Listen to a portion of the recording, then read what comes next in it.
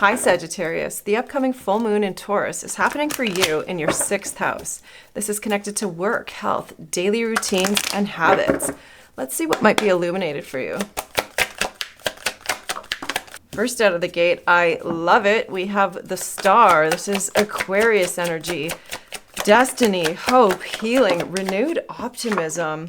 Whoa, with the Chariot, right on, another major arcana, oh my word, and Judgment. So you have 3 major arcanas, Aquarius, Cancer, and Scorpio with the Judgment energy, that is Pluto transformation. And more water energy with the wee old Page of Cups under the deck, Cancer, Pisces, Scorpio, a relatively timid, shy, heartfelt energy, maybe a message coming towards you. What is coming in quick though, because you do have the Chariot, the fastest card in the deck, and as mentioned, it's Cancer energy. Jupiter is currently in Cancer. This is your 8th house. 8th house is change and transformation, judgment, Pluto energy. This is a reckoning, a wake-up call, and some type of massive life-changing decision. And it really is massive because with the star, it's destined, fated, and on your aligned path. We better clarify. What is the star for Sagittarius, please, for the full moon in Taurus in their 6th house? It's the 3 of Coins.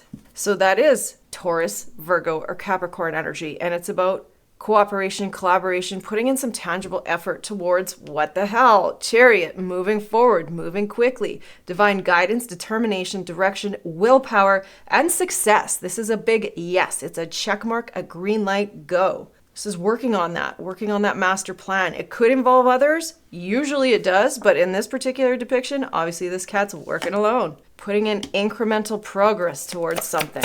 Likely towards moving forward. Determined, willpower, fast movement. Back to the future, maybe? So we do have the 6 of Cups. That is Scorpio energy. More Scorpio energy coming to play. It's a significant soul connection. To me, it's my past life card. Somebody you feel intricately tied to, they just feel like home. Ace of Coins underneath the deck. This is an opportunity, a stable, grounded opportunity to plant the seeds. It could be you or somebody working on that opportunity right now for a new beginning. Right, with the Fool and the Knight of Swords, it's going to take some courageous communication and action, and it's important to reflect on what that looks like before taking action, because it is a life-changing decision with transformation. Once this change occurs, there's no going back. There's no control Z, you know? The Lovers. Holy shite.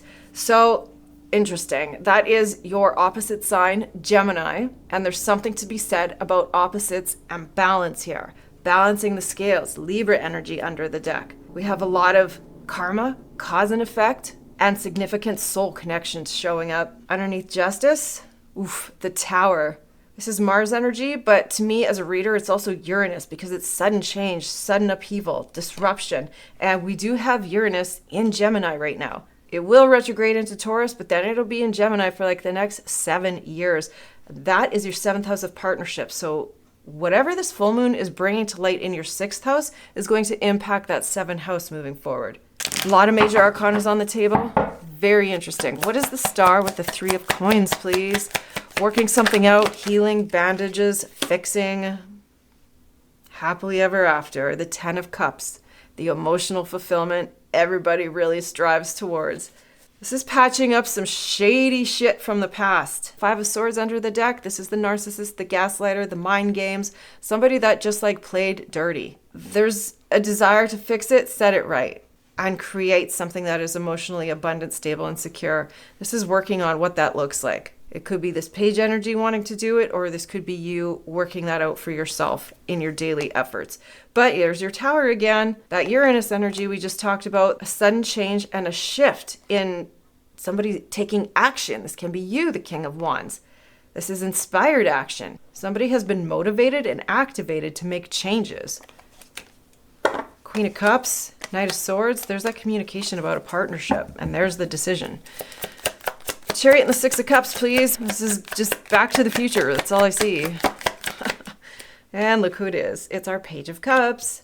There's your message with the Fool at the bottom of the deck. Taking a leap of faith and a risk on a new opportunity. The Fool and the Justice. Look at that repeating itself. It's important to weigh the consequences of this risk. The cards are warning that, yes, balance is key. Getting very clear on the decision. Page of Wands wants to say something. And there's that Lovers again. So you could totally expect a message. Somebody's going to put in some kind of tangible effort here with the Eight of Pentacles to Emperor energy, boss up, be a leader, be hopefully a healed divine masculine. But it'll be up to you to make this big judgment call here. What is judgment with the Lovers, please? It's a rebirth. We have a lot of reconciliation energy on the table. I gotta say it. Four of Cups, Three of Wands. Here comes the cup. Here comes the offer.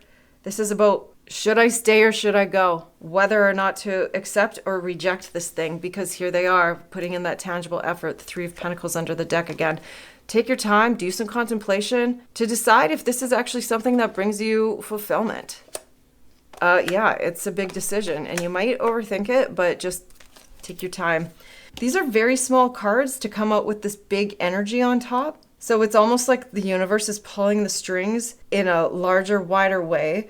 And of course, free will is up to you to decide exactly how you want to manage this moving forward. Three of Wands is setting expectation and manifesting in that bigger, brighter future that suits your desire. All right, let's find out what the wisdom of the Oracle has to say for advice. What is the advice for Sagittarius? Well, it's a never-ending story. Interesting, Scorpio just got that actually. And happy, happy underneath the deck. Well, this is very happy, happy. It's a 26, which is an 8. And this is a 37, which of course reduces to a 10. The end of a cycle, which reduces to a 1. The beginning of a new cycle. So it's very important to put down loops, patterns, and remember that your actions today create your karma for tomorrow. It's always your choice. This is your reading, Sagittarius. I hope it helped. If it did, please don't hesitate to hit like and subscribe, and I will see you again soon.